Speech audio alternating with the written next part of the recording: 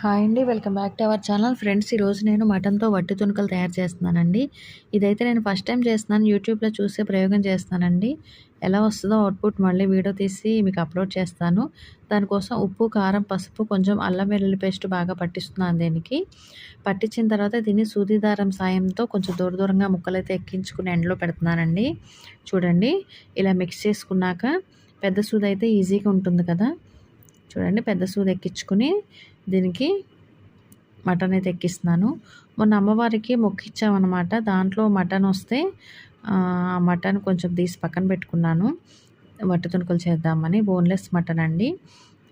వట్టి తునకల కోసం కొట్టియమంటే సపరేట్‌గా మనకి లోపల ఉన్న కండ కొట్టిస్తారు మటన్ షాప్ వాళ్ళు. ఓకేనా?